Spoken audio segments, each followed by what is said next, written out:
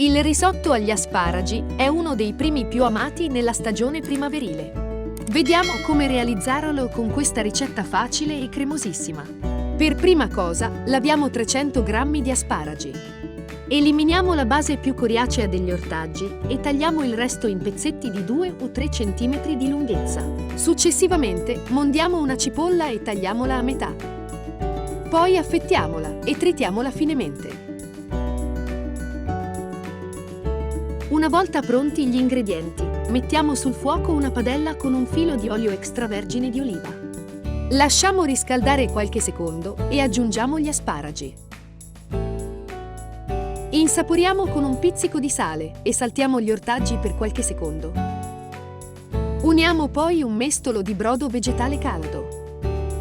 Copriamo e lasciamo cuocere per 5 minuti a fiamma media, fino a quando gli ortaggi iniziano ad ammorbidirsi. Quindi raccogliamo le punte e i gambi degli asparagi in 2 ciotole separate. Versiamo ora i gambi a tocchetti nel bicchiere di un mixer. Poi aggiungiamo una tazzina di brodo e frulliamo il tutto fino a ottenere una crema vellutata e omogenea. Ora poniamo nuovamente sul fuoco una padella con un goccio di olio extravergine di oliva e soffriggiamo delicatamente la cipolla. Lasciamola appassire a fiamma dolce per un paio di minuti, fino a quando risulta morbida e dorata. Quindi aggiungiamo il riso. Tostiamolo a fiamma vivace per 1 minuto o 2 e poi sfumiamo il tutto con mezzo bicchiere di vino bianco secco.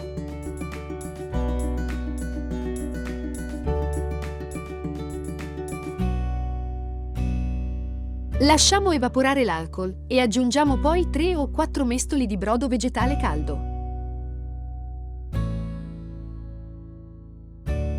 Cuociamo il risotto a fiamma media 5 o 6 minuti, mescolando di tanto in tanto.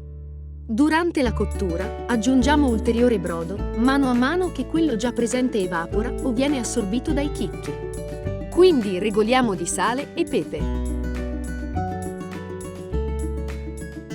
Lasciamo ora cuocere per un altro paio di minuti. Poi aggiungiamo un ulteriore mestolo di brodo e la crema di asparagi preparata in precedenza. Mescoliamo gli ingredienti, copriamo la padella con un coperchio e terminiamo la cottura del nostro risotto agli asparagi. Poco prima di completare la cottura del risotto, aggiungiamo le punte degli asparagi che avevamo tenuto da parte. Infine, diamo un ultimo tocco di sapore con 20 g di parmigiano grattugiato. Mantechiamo il tutto e serviamo.